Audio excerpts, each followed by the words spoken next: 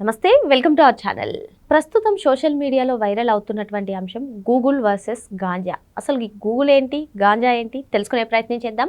దీన్ని విశ్లేషించడానికి మనతో పాటుగా ఉన్నారు సోషల్ యాక్టివిస్ట్ శ్రీలీల గారు. నమస్తే మేడం. నమస్తే అమ్మా. కూటమి ప్రభుత్వం అధికారంలోకి వచ్చిన తర్వాత ఎన్నో పెట్టుబడులు వస్తున్నాయి. మరి అతి పెద్ద టెక్నాలజీ సంస్థ అయినటువంటి గూగుల్ కూడా విశాఖకు వచ్చేసింది. మరి ఈ నేపథ్యంలోనే గడిచిన 5 ఏళ్ళు వైసీపీ హయాంలో గాంజా విశాఖలో దొరికేది. విశాఖ అనగానే గాంజా ప్రాంతంగా అందరూ గుర్తించేవాళ్ళు. కానీ ఇప్పుడు మొత్తం విశాఖ మారిపోయి ఐటీ హబ్గా గూగుల్ డేటా సెంటర్ వచ్చేసి మరి మొత్తానికి సోషల్ మీడియాలో అయితే గూగుల్ వర్సెస్ గాంజా అనేది ట్రెండ్ అవుతుంది మేడం. ఏంటి గూగుల్ని గురించి ఏం చెప్తారు, గాంజా గురించి ఏం చెప్తారు, మీ అభిప్రాయం ఏంటి? చిన్నప్పుడు పిల్లలందరూ పాటలు పాడుకునేవాళ్ళం, టామ్ టామ్ టామ్ అని. ఏదో కుక్క పోయి నక్క వచ్చే అని, లేకపోతే నక్క పోయి సింహం వచ్చే అని. అలాగా గాంజా పోయి గూగుల్ వచ్చే, టామ్ టామ్ టామ్. అది మాత్రం ప్రతి ఒక్కరూ చాలా పెద్ద ఎత్తున అసలు ఈ రోజున జగన్మోహన్ రెడ్డిని పేరు మార్చుకొని వ్యాపారం చేస్తే చాలా బాగుండిద్ది అని చెప్పి ఎవరో సలహా ఇచ్చారు. అందుకనే JAGAN జగన్, GAN గాంజా భలే బాగా మ్యాచ్ అయింది. అంత మక్కి ఎలా కుదిరిందో ఏంటో తెలియని పరిస్థితి ఇప్పుడు కూడా.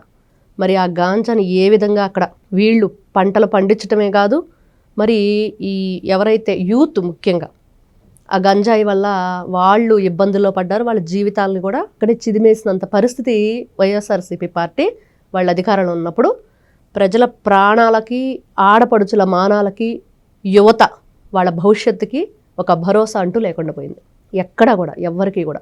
ముఖ్యంగా ఉత్తరాంధ్రాని మరి షాడో సీఎంగా పరిపాలించింది విజయసాయిరెడ్డి.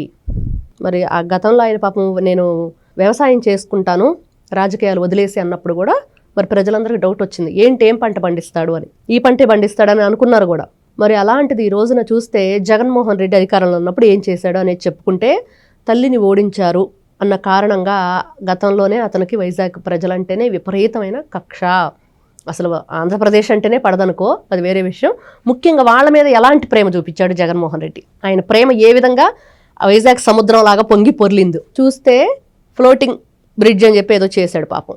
అది మధ్యలోనే ముక్కలుగా ఇరిగిపోయి సముద్రంలో తేలిన పరిస్థితి ఈ రోజున చూసాం. గ్లాస్ బ్రిడ్జ్ ఏ విధంగా ఉంది, ఎంత క్లాస్గా ఉందో.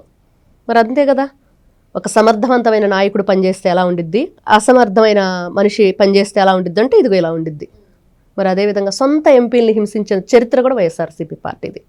ఎంపీలని కిడ్నాప్ చేయటం, బెదిరించటం, అక్రమంగా అరెస్ట్ చేసి ప్రాణాలను కూడా తీసేంత ఘోరంగా రఘురామకృష్ణరాజు గారి విషయంలో మనం చూసాం. మరి అదేవిధంగా చూస్తే వైజాగ్ ప్రజల మీద మొన్న స్టీల్ ప్లాంట్ కోసం ఏ గొంతెత్తి అరుస్తున్నాడు. మరి ఎక్కడి నుంచి ఆ ప్రేమ పుట్టుకొచ్చిందో అర్థం కాని పరిస్థితి. గతంలో అసలు స్టీల్ ప్లాంట్ లేకుండా చేద్దాం అనుకున్న వ్యక్తి జగన్మోహన్ రెడ్డి. మరి అంతే కదా, తెనాలి గంజాయి బ్యాచ్ని ఎందుకు పలకరించడానికి వెళ్ళాడు? అంత ప్రేమ ఏంటి నీకు అంటే ఏ విధమైన దీంతో అతను అక్కడికి వెళ్ళాడు అనేది ప్రతి ఒక్కరికి తెలుసు. వాళ్ళ పార్టీ వాళ్ళే ఆయన వ్యతిరేకించారు ఆ విషయంలో, మీరు రావద్దు అని.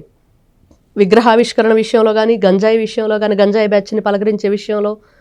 మొన్న ఈ మధ్యన ఏదైతే అతను నర్సీపట్నం యాత్రకు వెళ్ళినప్పుడు దాన్ని కానీ సొంత వైఎస్ఆర్సీపీ పార్టీ వాళ్ళే వ్యతిరేకించిన పరిస్థితి. మరి ఇలాంటి వ్యక్తి ఏం చేశాడు ఈ రోజున చూస్తున్నాం గూగుల్. మరి నారా చంద్రబాబు నాయుడు గారు, నారా లోకేష్ గారు ఇద్దరు కలిసి మరి రాష్ట్రాన్ని ముందుకు ఏ విధంగా తీసుకెళ్ళాలి, యువతకి మంచి భరోసాని, వాళ్ళ భవిష్యత్తుకి ఎలాంటి భరోసాని ఇవ్వాలి అనే ఆలోచనతోటి. అసలు లోకేష్ గారు మాట్లాడుతుంటే అరుపులు లేవు, వీళ్ళలాగా పెడబొబ్బలు లేవు, ఏం లేదు, చక్కగా కామ్గా అసలు ఆయన ఎంత లోతైన దీని మీద విచారణ చేశాడు, ఎంత చక్కగా ఆయనకు ఒక ఆలోచన ఉందో దాని మీద సమగ్రవంతంగా ఈయన తీసుకెళ్ళగలుగుతాడు ముందుకి అనే దానికి నిన్న వాళ్ళు మాట్లాడిన మాటలు ఆ సభే నిదర్శనం. అగ్రిమెంట్ చేసుకునేటప్పుడు చూసాం కదా మనం. మరి దానివల్ల ఉపయోగం లేదు అని చెప్పి వీళ్ళు చేస్తున్న ఈ పిచ్చి మాటలు, ఈ పిచ్చివన్నీ కూడా ఏ విధంగా ఆలోచించుకోవాలి కూడా. అంటే ఫిష్ ఆంధ్రాగా మారుద్దాం అనుకున్న జగన్మోహన్ రెడ్డి ఈ రోజున గూగుల్ ఆంధ్ర అవుతుంటే చూడలేకపోతున్నాడు.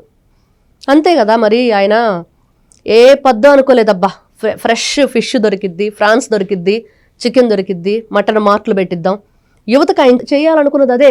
మరి అదే చేద్దాం అనుకున్నప్పుడు యాపొద్దు అనుకోలేదబ్బా, ఈ రోజున గూగుల్ ఆంధ్రప్రదేశ్కి వస్తుంది అని చెప్పి ఎంతో గర్వంగా చెప్పుకునే పరిస్థితికి ఈ రోజున కూటమి ప్రభుత్వం తీసుకురావటం. అందులోనూ నారా చంద్రబాబు నాయుడు గారు అంటే తెలుసు అందరికీ, విజనరీ లీడర్.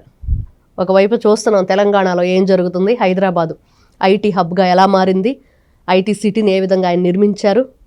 అసలు ఎంత గొప్పగా ఉంటుంది ఆ మెట్రో ట్రైన్లో వెళ్తూ ఉంటే చూస్తూ ఉంటే అవన్నీ కూడా అసలు అలా తల మొత్తం ఈయన ఆహా అన్నాడు. ఈయన కట్టన మెడికల్ కాలేజీకి హైదరాబాద్ వెళ్తే తెలుస్తుంది ఆహా అనాలో ఓహో అనాలో. నారా చంద్రబాబు నాయుడు గారు చొరవతోటి ఆ రోజున మరి బిల్ గేట్స్ తోటి అస్సలు రాజకీయ నాయకులతోనే నాకు సంబంధం లేదు అన్న వ్యక్తులు మరి ఈ రోజున ఒక రాజకీయ నాయకుడిని నా ఫ్రెండ్ అని చెప్పుకునే విధంగా బిల్ గేట్స్ లెటర్ కూడా రాశారంటే మరి అది కదా నాయకుడు.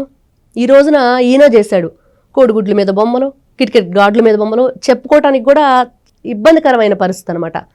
అంత ఘోరంగా ప్రవర్తించిన వీళ్ళు మరి రంగులు తీయటానికి 1000 కోట్లు, వేయటానికి 1000 కోట్లు. అంటే వాటికి అనుకోవాలి ఆహా అని. అబ్బో రంగులు వేయటానికే 1000 కోట్లు ఖర్చు పెట్టాడా? 6 నెలల్లో నీ ప్యాలెస్ని పూర్తి చేసావు వైజాగ్లో. 60 నెలలు నువ్వు పరిపాలన చేసి మెడికల్ కాలేజీలు కట్టలేకపోయిన ఘనత జగన్మోహన్ రెడ్డికి దక్కిద్ది. మరి అంతే కదా, ప్యాలెస్ కట్టడానికి ఎక్కడి నుంచి వచ్చినాయి 500 కోట్లు, రంగులు వేయటానికి 1000 కోట్లు ఎక్కడి నుంచి వచ్చినాయి, తీయటానికి 1000 కోట్లు ఎక్కడి నుంచి వచ్చినాయి. రాష్ట్ర వ్యాప్తంగా దాదాపుగా 13-15 జిల్లాల్లో ఈయన పార్టీ కార్యాలయాలు నెలకొల్పాడు కదా. వాటిని చాలా గొప్పగా తీర్చిదిద్దడానికి చాలా ప్రయత్నాలు చేసావు కదా. ఆల్మోస్ట్ 80%, 90% కంప్లీట్ అయిపోయినాయి కూడా ఉన్నాయి కదా ఇప్పుడు కూడా. మరి ఇవన్నీ ఎక్కడి నుంచి వచ్చినాయి అంటే వీళ్ళు ఏదైనా సరే చేస్తేనేమో ఆహా ఓహో, ఎదురాళ్ళు చేస్తేనేమో ఏం లేదు. మళ్ళీ దాని మీద వాళ్ళంత మంచిగా పనిచేస్తున్నా కూడా ఈ రోజున వీళ్ళు చేస్తే ఇలాంటి ప్రచారాలు. నిజంగా ఈ రోజున ఆంధ్ర రాష్ట్ర ప్రజలు ఆ పిల్లలు ఎవరైతే ముఖ్యంగా వాళ్ళ బ్రతుకులు బంగారు బాట చేయబోతున్నారు నారా చంద్రబాబు నాయుడు గారు. ఆల్రెడీ బాట వేశారు.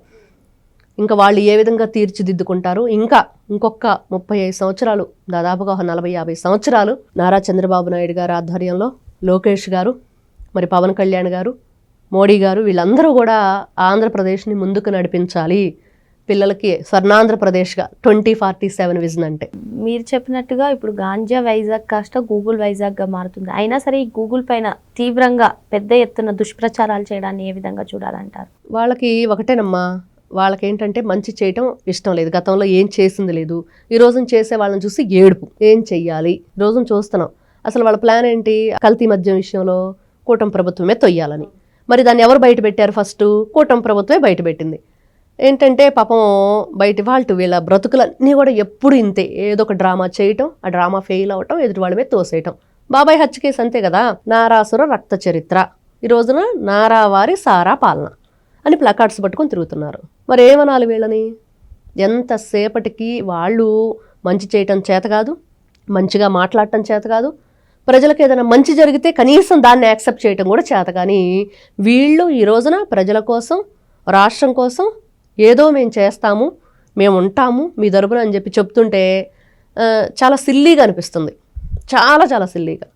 ఎందుకంటే నాయకులు ఎలా ఉండాలి, ఒక ప్రజాప్రతినిధి అంటే ఏ విధంగా మాట్లాడాలి, ఎంత గౌరవంగా ఉండాలి, ఎదుటి వాళ్ళని ఎంత గౌరవించాలి మనం, అది ఎక్కడైనా మనం వైఎస్ఆర్సీపీ పార్టీలో చూసామా?